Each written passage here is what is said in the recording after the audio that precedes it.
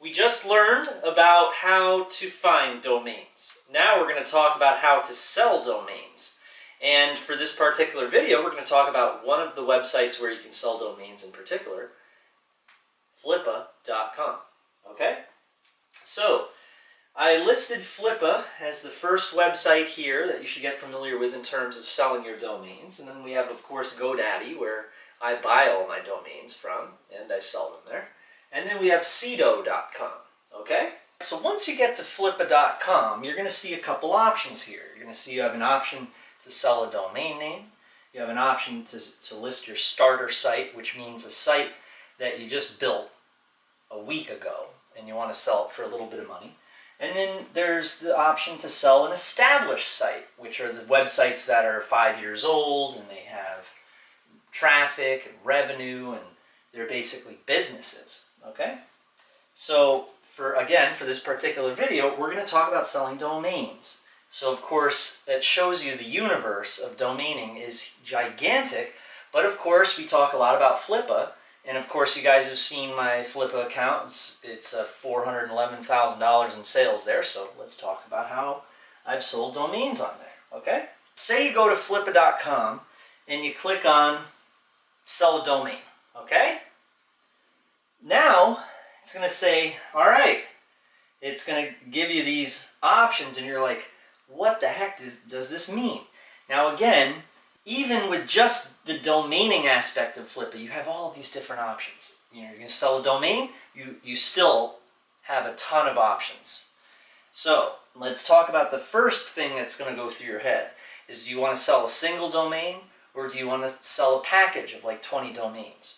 If you've seen sometimes people, what they do is they post 20 of their domains or 10 of their domains, whatever you think, or 50, 100, and they're going to take one of the really good ones. Sometimes it would be a domain that had the word domain in it, you know, so like awesomedomains.com. Package of 20 premium domains, right? Gives it a lot of value. We'll talk a little bit about how to do that as well. But let's start with the single domain, okay? You go to Flippa, all right? Remember this. You click on sell a domain, and step 3, you say, I'm going to sell a single domain. So the first thing you're going to have to think about is your reserve. What is the lowest amount that you will accept for selling your domain and transferring it to the person's GoDaddy account, saying goodbye to your domain? What's the lowest amount that you'll sell it for? Say you bought it for $9. How much do you want to sell it for? Do you want to sell it for $20, $100, $200, $500? Well, that'll be reserve, okay? Now, what I recommend to people is when they're first starting out, if they don't have a domain that is obviously worth a ridiculous amount of money, it's extremely rare, and it's something that is really not a question in anyone's mind. It's obviously an awesome domain. Like for instance, if you had the domain computer.com, okay, obviously you don't make your reserve $20, okay? But if you have a domain like awesomecomputers.com, make your reserve, you know, that's not going to be as much as computers, of course, okay? Now you guys know that. We went over how to find domains and how to be, you know, have the scrutiny. Next thing, your starting price, okay?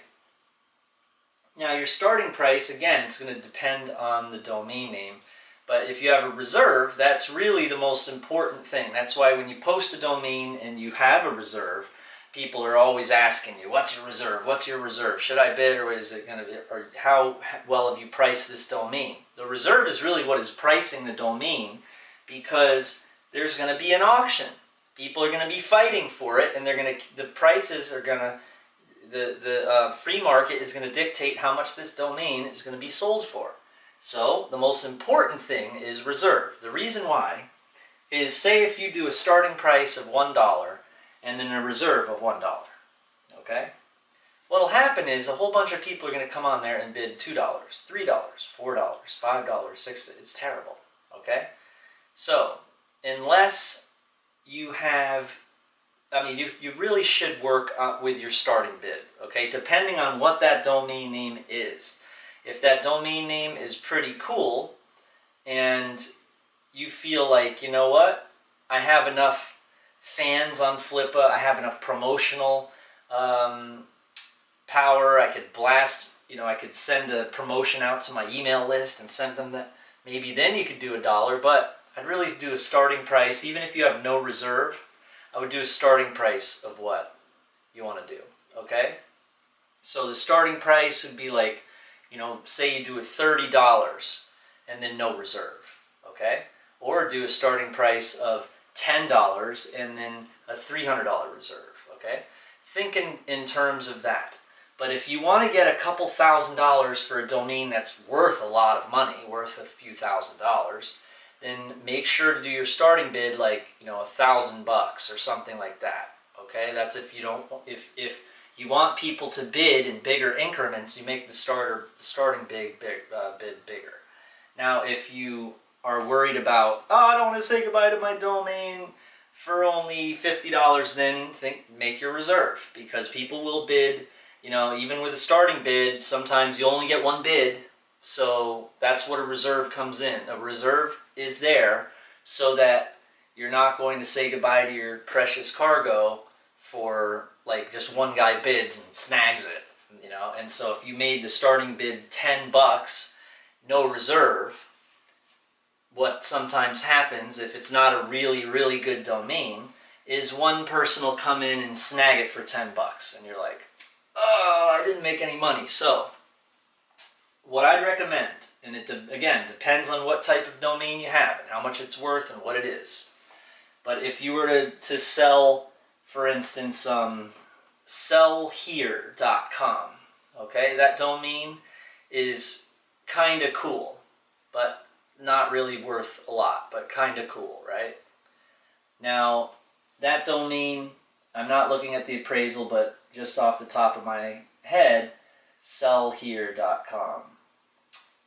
Put it up with a $100 reserve, okay? And then a starting bid of $50, okay?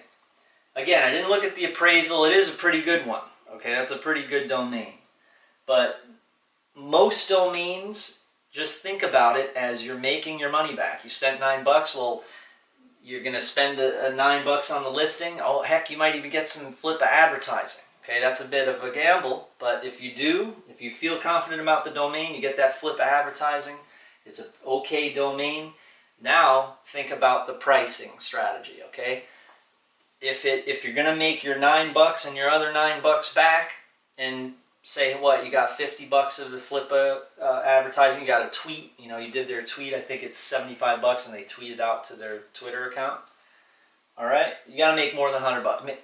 $200, $200 reserve. All right, try it. All right, but you're taking a bit of a gamble just because you did that tweet, and so that's why I told you guys it's very, very important to work on finding really good ones that are even better than Sell Here. Be extremely critical. Okay, that's a very good word for it. Be very, very critical of the domains you find, because you don't want it to be much of a risk. You want to know that you have something that's very, very, very, very good. Like, for instance, using a dictionary word. Okay, getting an actual dictionary word is a .com. All right, toothbrush.com. Even though toothbrush is only $1 and it's not really very monetizable, that freaking domain would sell for $50,000 or something, right? So try to find domains that are dictionary names, and then remember what I was talking about, the reserve and the starting point. Now, let's just quickly talk about the title and the description, okay? The title should explain two things: the niche, and if it's a keyword domain or if it's a brand name, a little bit of a, even though the description is the entire article explaining, hey, I bought this domain, and you're going to write a little bit, the title should still be descriptive. It should still explain maybe the niche, if it's a keyword domain or not, if it's a brand name, etc., and then explain your reserve, like no reserve, or put that in the title, no reserve or low reserve, okay? Next, description is very, very important, because what you want to do is you want to assume that the person that is buying this is going to develop on it. All right? You keep that mindset when you write your description, explaining to the person what they can do with the website, give them all the ideas of what they could do with the domain if they're going to turn it into a website. You've got the domain. You didn't build a website for it yet. You want to just flip the domain, right? Well, the buyer is probably going to build a website.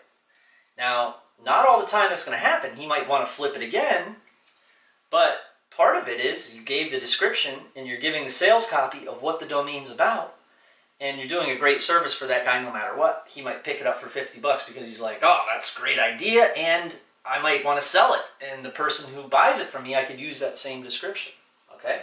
So for instance, sellhere.com, if we were to get that, the description would say, this is a great domain for a place where people can post their stuff for sale.